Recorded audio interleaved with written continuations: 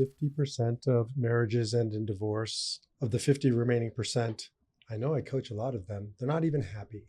So the question becomes, how do you not only make marriage work, how do you thrive in marriage? How do you create an amazing marriage? Well, the good news is we have the answer. Take it away. Look, I think that whatever hand we're dealt with in this lifetime, you can call it soul contract, you can call it many different things. We all have certain struggles. We all have times in our lives or choices that we've made that cause struggles. You and I have had external struggles outside of our marriage, of course, that have brought us to our knees. One thing that I think we have done really, really well is to create a foundation inside of the marriage that is solid. And it has shown our 4 children that we are their foundation. And it has created this when the world is chaotic, I see us in our marriage as an island, right? We come down, we hunker down, we come in and we work on ourselves, we work on our marriage, and then we go out into the world and we are better. And so this podcast today is not about our marriage, although that will come up, but it really is after 26 years of marriage and happy, thriving marriage, alive marriage. It is something that we are very proud of, and God willing, it will last a lifetime.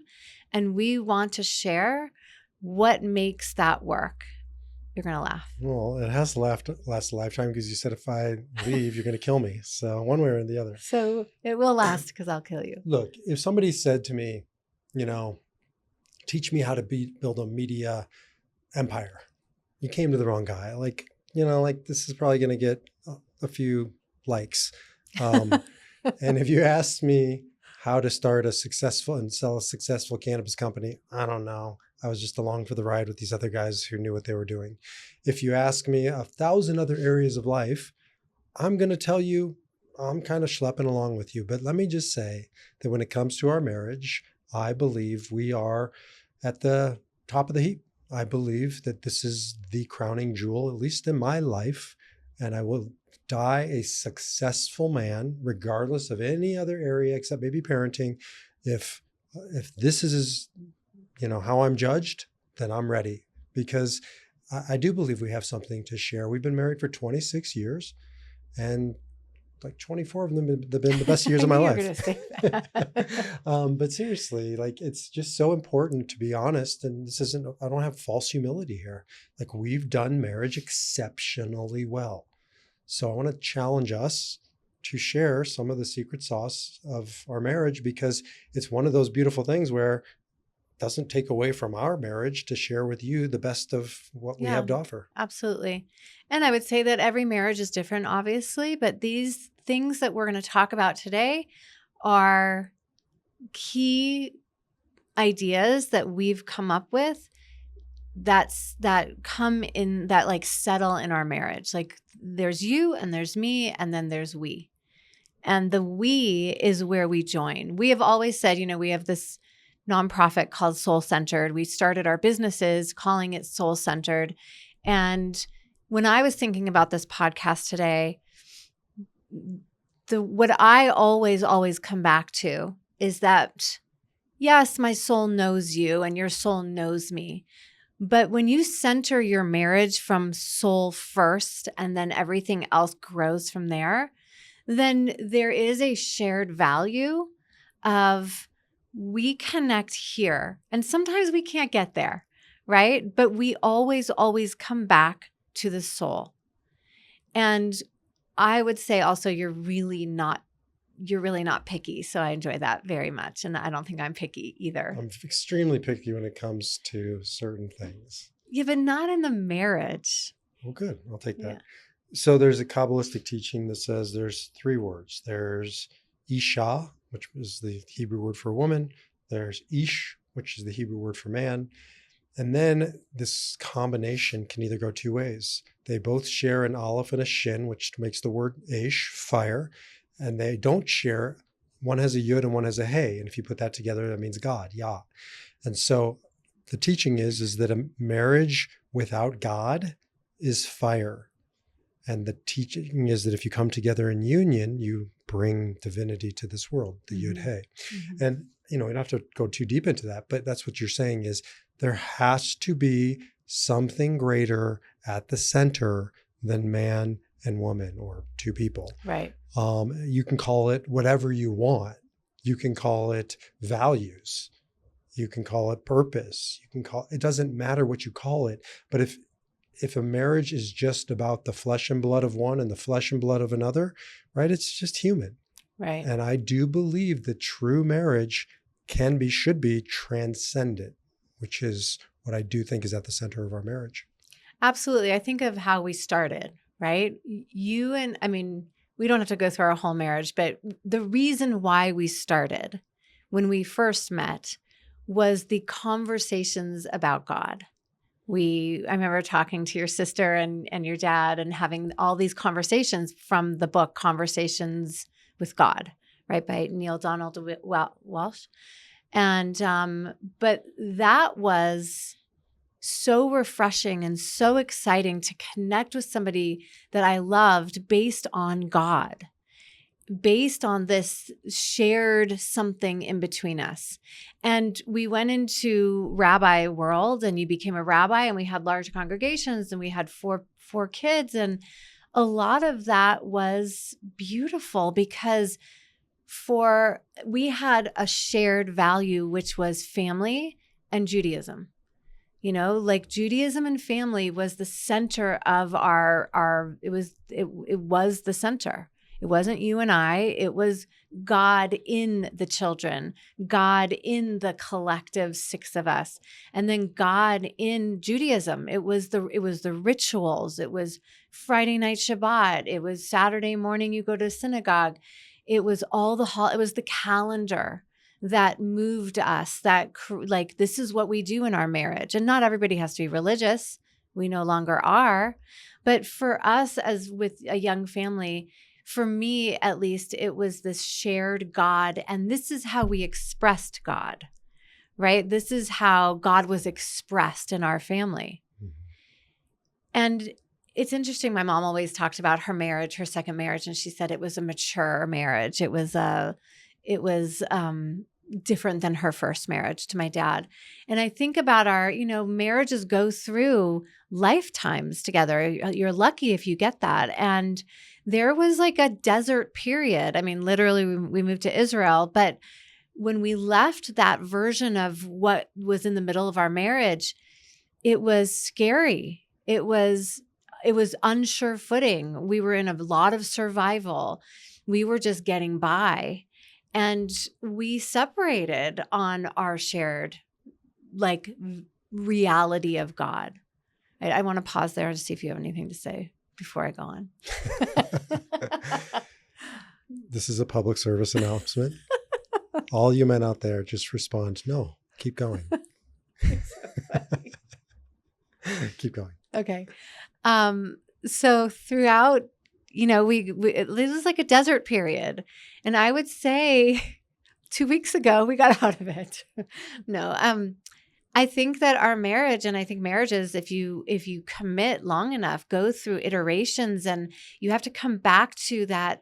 We have God in between us, within us, but you and I have gone on very different spiritual paths for a long time. And now we're kind of coming back together and figuring out what is God in between our marriage, in our marriage with older kids, with a business and with a different lifestyle. And how does God play that? How do we play that out being 53 instead of 33? And we morphed, right? And so I think it's really important. We all have to grow in marriages, but how does God grow within that marriage? And you're going to have desert feelings, right? Desert moments or years where you're unsure. I'd say it was more of a decade, but yes. It was a long time. So there's a lot there. One of the things I heard you say, one of the secrets to our marriage, but I think to any relationship, is to make room for other. It's so easy to want to hold on to what was, and you start creating a box, container, right? And then you start growing to the size of your container, and it can become threatening when somebody wants to grow beyond the container. Mm-hmm. One of the things you did, it's your fault, to set this in motion was you said, I called you from Israel. That's my fault. Saying, I can't do it anymore. It wasn't just about Israel. I wanted to move to Israel. I couldn't do the rabbi thing anymore. I could feel it was a container that was suffocating me. And to your credit, a lot of courage, also a lot of naivete, because we didn't know what was on the other side of that. You had every reason to hold on to it because it was safe and secure and known and working to some degree. But it was also, I believe, suffocating me, maybe suffocating us. And you said, you're free. I remember you were a bird in a cage and I freed you. I remember where I was at the corner of my mom's house on the street corner when I freed you. And I remember where I called from in Israel. And the bottom line, though, is that could have gone a different route of, no, this is the way it is. This is security. This is known. That's the unknown. Ironically, I think we would have ended up divorced if we would have gone the other route. Because I think what we would have done in that moment is said to God or to the universe, I'm choosing fear over faith. Right. Because it would have been fearful to stay in a position where that was hurting me, or in a lifestyle that was, I think, hurting our kids, or hurting our marriage even. Yeah. And I think all of those. But I think the natural reactive thing would be like, don't change. Let's not change. Right. And so I think it took a lot of courage for you to say, I'd rather go into the unknown and find faith in God than to stay here and live without it. Yeah, I really, I think, what I hear you saying is we had and we have a really strong foundation, but the externals in our lives, the job, the lifestyle, what we're seeing in our children, we can choose this way or we can jump, but we didn't jump without an anchor. Right? Yes. Was it naive? And not every marriage needs to move to the mountains in Israel, right? But every marriage goes through, will I have faith in my partner and mostly God, or will I stay in that box and be safe? And sometimes, yes, the answer is safety, right? You and I have chosen safety in Colorado over jumping quite a bit, a lot. And safety of our children and structure for our children over what we wanted, because we do tend to say faith first. And not everybody works that way, and that's great. But I think what I hear you saying is the reason why we could take that leap of faith was because we had this foundation. We were in rocky grounds, like being inside the rabbi world. That was scarier for me than staying in there, than making Aliyah. So the foundation that you and I have always had, and I think it's essential for a marriage, is, do we have a shared commitment? Can we look at each other and say that we are going to have multiple decisions, hundreds of decisions to make throughout our lifetime, and some of them are going to bring us to our knees. But can we support each other? And we didn't always support each other. And we've gone through those communication issues. But do we have the rock, the God, the foundation, the soul connection to move us through in these difficult times? Yeah. And I'll say from my perspective, one of the reasons why I do believe we've succeeded is because you have trusted me, believed in me, even when I haven't trusted or believed in myself. And I see this with a lot of men who are with women who don't trust them. And maybe they have good reason to. I'm not saying it's one person's fault or the other, but I see what it does to a man and to a relationship when he's fundamentally not trusted. When it's, oftentimes I'll talk to men whose wives are attacking his character, not his behavior. Mm-hmm. And that is the sign, I think, of a dead marriage or a dying marriage, when it's no longer a fundamental trust in the person, not the circumstances. I've made bad business decisions and pursued, shiny objects. And I'm not to suggest that you should, or you did even trust me pursuing a shiny object. Many times you said that's a distraction, right? But I fundamentally trust that you will find your way back, and that you will see that I, Ariela, am right. That was a great answer. Yes. Yes. I mean, to add to that, I think you need, maybe as a man, you need me to say, Baruch, your decision sucks, but I love you and I trust that you will get there because I know who you are underneath that decision. And for me as a woman, I had to say, I remember sitting on the steps in our home in Lowry in Colorado. My dog was like in between us. He was like protecting mama.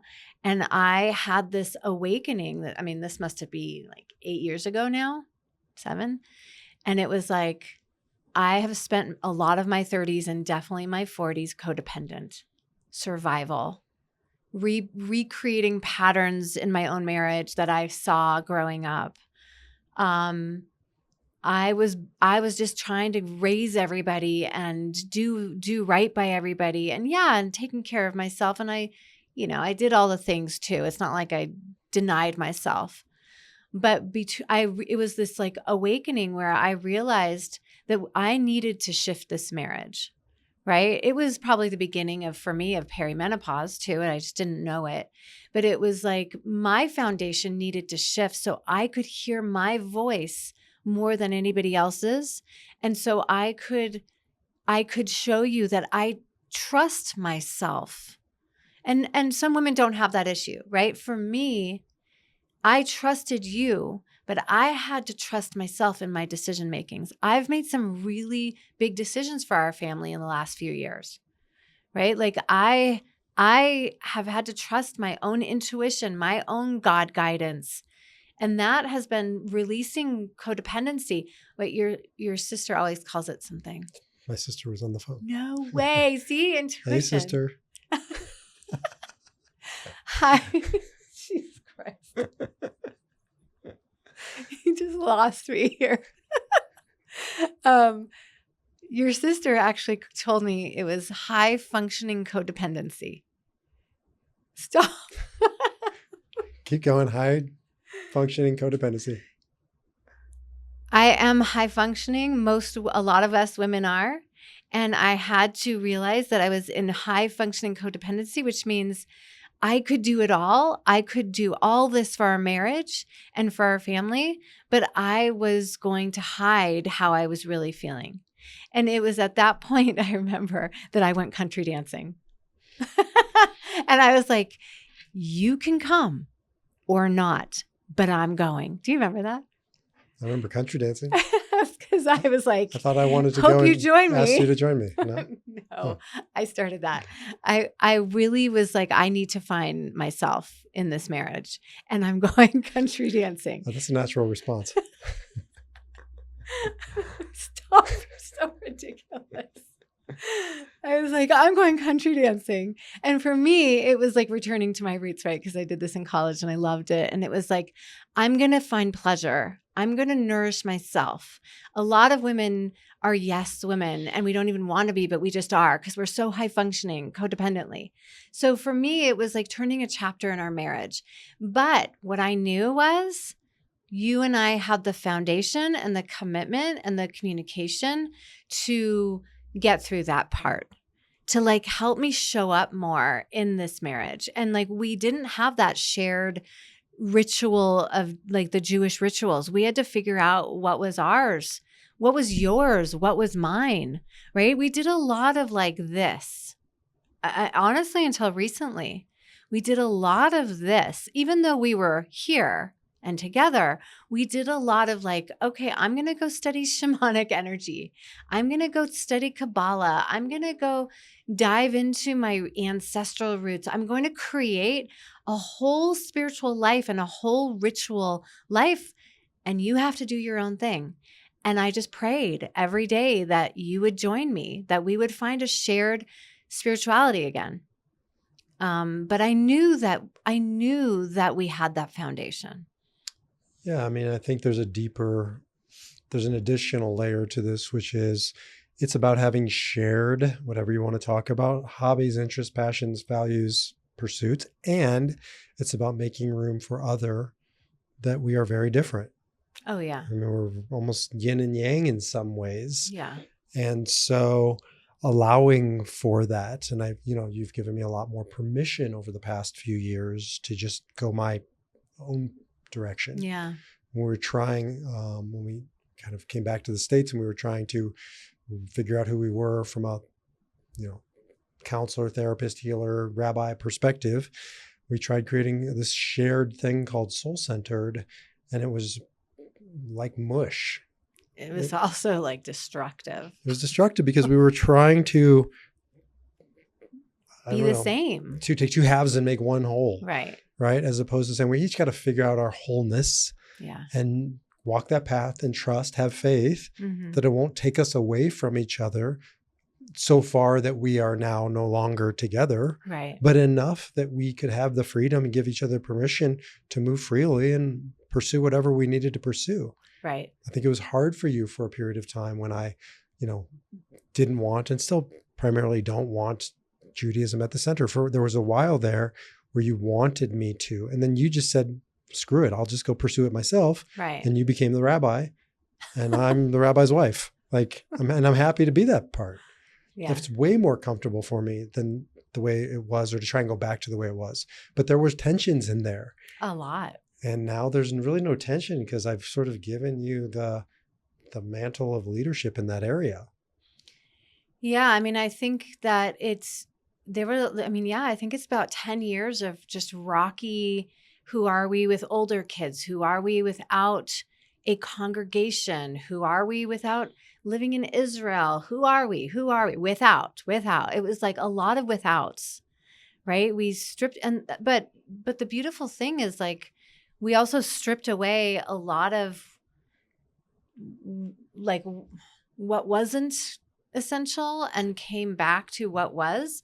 So maybe we can talk a little bit about vulnerability and communication, and like how do people communicate and be vulnerable with each other when you're going through it, like you're going through our 10-year desert, right? Well, part of it is to have attachment to the value or the core, but not the way it's expressed in the world. So for instance, I don't have davening to feel a Jewish prayer anymore. It's not mine. It doesn't speak to me. I went through the motions for far too long. And I let go of it over a 10-year period. And I held on to, though, a commitment to what it's about, which is talking to God, connecting with Source, going beyond. And so that commitment is what we're talking about, committing to the core values, whether it's a marriage or whether it's your relationship with God, not to the outward form. Outward form changes. Physically, we change. Yeah. Right. But if you're holding so tight to the form and you're afraid that we're losing the form, that's how marriages fall apart. But if you commit to what's underneath it. So here's a practical example. I am very inspired by plant medicine. Very inspired. To me, it has been a pathway. And I'm not just talking about tripping acid at, fish concerts. I'm talking about like exploring a plant in its permutations, variations of forms, all kinds, and, larger doses and minor doses you don't even notice, as a pathway to connect. And just been exploring that. And I've found a connection with God in the process, and to be able to share that with you. Right. And you don't have the same passion necessarily that I do for it, but we share that same core commitment, which is connection with God. And so if I would have held on to the form, if you would have held on to the form, it looks very different of doing some plant medicine together than going to the high holiday services when I was a rabbi. Totally. And it would be a total loss if we measured it but it looks so different and it's so, foreign, but it's not, because it's underneath that we both have been committed to finding our way to God. and supporting each other in that process. Yeah. So my point is just really focusing on core values and a little bit less focus on how it's expressed. What it looks like. I think also, or in addition to what you're saying, because it's so beautiful, is like, and here as a woman talking about high functioning codependency, it's the relationship to something greater than us that we learn to trust in more than each other. Right? So when you're going off into this world and I'm going off into this world, and it feels like we're going off in different routes, I trust that God is my core and that light is my core. That helps me trust in the foundation of the marriage. It's just kind of like transfers over. So what I realized as you were going into all versions of yourself, right? Like that rabbi identity and then having to strip it for literally almost 10 years and feeling that like so many emotions around it. You were going through that and I was sinking deeper into God, right? Into Jewish prayer, into Kabbalah, whatever you want to call it, deep mysticism. And it was like for the first time in our marriage, like this is all beautiful and it's all mine. And then this is yours, whether it's the struggle or whatever it is. But at the core, it's like God comes in there. And then we rely on each other. We love each other, all of that. We're connected. We're attached to each other. But I think what you're saying is like, we're attached to God and then each other. Right? Or like when a mom has kids and she's super attached, like super attached to her kids. Now what I do, I've been doing this for years, is put God in between my kids and I. Because if I show them that much attachment, that's not healthy. But what I've learned is if I put God in between anybody I love so much, then everything is healthier. So I think that, again, you don't have to believe in God, but what is that light between somebody's marriage that you get to grow? It's like feeding a plant, right? Like you grow, you give it light and water and nourishment. And to me, that's what we've done in such radically different ways. And I think now we're coming back to this. I also trust that like, we don't know the divine's plan. We don't know that. I mean, I'm pretty sure you're not going to be a rabbi in this lifetime ever again. Yeah, right? And I actually won't ever let you. But we don't know what the divine will bring us in a way, in a path of shared spirituality, right? Just because, like you said, the form changed. So who's to say that the form won't change again? It's already changing in the last month, right? It's starting to change again. So I just love what you said. So let's hit on a few more sort of key, practical, tangible things because we've kind of gone deep esoteric, which is good. Maybe some things that come to your mind of secret sauce of our marriage. I'm going to give you one of mine. I don't think we talk about this, but I'm sure it resonates. I call it the 99% rule. I see this in failing marriages where nobody stands under the chuppah, the wedding canopy, or on that day and says, I'm mostly in. Like it's almost, I'm in, right? Two young lovers wanting to get married. Nobody's sitting there looking at stats and going 50% of marriages, blah, blah, blah. Like they're all freaking in. Okay. But then stuff happens and we start to get scared and then we pull back just a little bit. I call that the 99% because now I'm not all in. And then the other person feels it over time and they're like, wait a minute. I don't want to be the sucker. 98%. The other person, 7, 6, 5, 4. You just watch this thing. It's like a war of attrition, just slowly dying. Marriages usually don't blow up midair like planes, right? They just wear away. Mm-hmm. And so I call it the 99% rule because it just, when you realize, when I realize I'm doing that, I got to just be 100% all in. That's the faith piece. Right. You may not reciprocate it. I can't do it based on what I'm going to get back. That's the reaction. That's circumstance. I can't control that.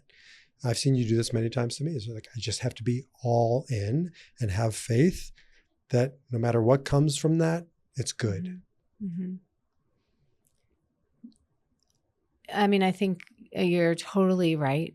What I love about you is that your commitment is unwavering, and the way that you show it changes, right? The way that you show that commitment, express that commitment is matures and changes. And the vulnerability that comes from, I think all women want their husband or their person to be vulnerable, right? And so the more you show, like I think the more a man shows his vulnerable side, it's not weakness, it's power. It like helps us stand behind you even more.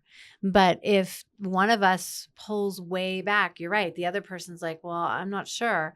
But it is for us, especially allowing, I think that one of the keys is like, don't go too far away, right? Come back to center, whether that's discussions, but we don't overly discuss either. So there is a part where we can pick apart a marriage. There's probably 1,000 things that you and I could pick apart. Like you leave the smoothie thing, the smoothie. There we go. Like you don't wash out your smoothie cup and the blender every single day, every day. It's so annoying. But see, I could find 1,000 things, but but I also know that like that commitment and that vulnerability to share that foundation is the most important thing. So again, we come back to soul. Well, we come back to values. Yes, soul, but values, right? Because if you don't focus on values, you end up talking about blenders. Right. And look, it has its place, but I think as Gottman, somebody once said that it's the 5-to-1 principle, 5 affirmations or praises to 1 criticism. Right. And it's a very important point, right? And really, I would say it's more of 5 values to 1 criticism, not just appreciation. Oh, you look pretty today. It's like, let's connect over a value. Right. Right. Whatever that is, authenticity, vulnerability, meaning, truth, whatever it might be. And then the criticism's like, okay, well, you know what? She'll learn to overlook my smoothies. So vulnerability for men, I think, is a massive one. Of course, stereotypical, but stereotypes exist for a reason. I think men really have to work on vulnerability for marriages to work. By and large, women have less of a time with that. And by and large, women have to work on accountability, where that is sort of the equivalent of vulnerability to a man. So explain that. Jack Nicholson in As Good as It Gets says, how do you define a woman? I take a man and I take away reason and accountability. And a lot of truth to that. Doesn't mean you're not smart, but you don't usually want the reasonable answer. You want to connect over the answer. You want to feel the answer, right? We're taking a vacation for Thanksgiving and we're taking a vacation for winter break. And the reasonable thing would be to take one of them. But you have said a value is to bond with my family at almost all costs. So the reasonable thing, that's my nature, is to say, pick one. But you won. So here we are. I win every year. But accountability is, now we got to pay for it. Right. And I need you to take accountability with me because I naturally take accountability over those things, right? So I got to work on vulnerability. You have to work on accountability. That's partially our relationship. I know it's not every, but I think it does describe a lot of marriages. I mean, I think it does, but I think that sometimes it's switched, right? Where the male, the husband is more vulnerable or softer or more sensitive, and the spouse, the wife is stronger and does all the to-do lists. And, I mean, you and I share. I think in the center, whether you tend, like a man tends to be more soft, whatever it is, in the center, how do you communicate? Right. And you and I have struggled with that. How do we communicate, or how does one communicate when they are in the throes of things? So we talked about like the 5-to-1 ratio, right? That's not a good time to talk about the stupid blender. there's a time to talk about the blender, but that's not a good Yeah, time. it's in front of millions of listeners. That's the perfect time. I'm hoping this helps it along a little. But when you're in the throes, like, what is your communication style? And so I think it's really important to come into a shared communication that allows both people to be heard. But it's like, I think it's hard in marriages, because I was just talking to somebody, a woman today, that said she shoves it all down because it's easier than expressing herself. And that's the 99% commitment, right? That goes into 98, 97, because we're actually not expressing our truths. And so I think communication is a really big deal, and doing it in a place of understanding how, like, taking the time to understand how you communicate and creating a sense of safety so that we can communicate in a strong but honest way. So Alison Armstrong, great teacher on men, women differences, says that one of the mistakes a lot of women make is they think that they're just married to a hairy woman, and they're actually married to a different animal, a different thing, a different beast, right? And we aren't the same. So to really see the differences and honor the differences, not as yours is better or mine is better. They're different. And I think we've spent a lot of time over the years butting our heads into that wall. Yeah. Because you think I should and I think you should, and we just shit all over each other. And it's failed, as opposed to saying, this is who you are. This is how you're wired. My job is not to change your wiring. It's to get the best out of you. And so I think when you finally gave up on Trying to change you, trying to change me, and just acknowledge and accept it, it doesn't mean it's a get out of jail free card. It doesn't mean don't do the work. But we communicate infinitely differently now than we did 20 years ago. And I think in no small measure because you have accepted, and I certainly have accepted, that we are wired differently and communicate differently. Yeah, definitely. I agree. I think that that's part of the growth of a long-term marriage, is that the shared experiences that you learn about each other and accept each other. And then there are days you don't, obviously. But I mean, I think one thing that you really bring to the table, which does help, is that in the communication, you do use, I mean, sometimes you use too much humor, but humor is really important. I think in these hard conversations that marriages can have, and the difficulties that marriages go through, like, do you have a partner that you can play with? Right? And yes, you and I have different ideas of what fun is sometimes, and we have what's that? We have Barry Manilow. Yeah. Tell them about Barry Manilow. Should I sing it? No, but tell them what I do as an act of love for you. As an act of love, you once a year we go to Vegas, and last year we went to Vegas and we saw Barry Manilow twice, two nights in a row in concert. And see, he's funny. And the twitching starts. But the second night, you joined me and you got up and you danced and you sang and you. Not true. Yes, you can't prove it. You did it. There's no record of this. And anywhere. you like shook that little lightsaber thing, and you sang all the songs because you know them by now.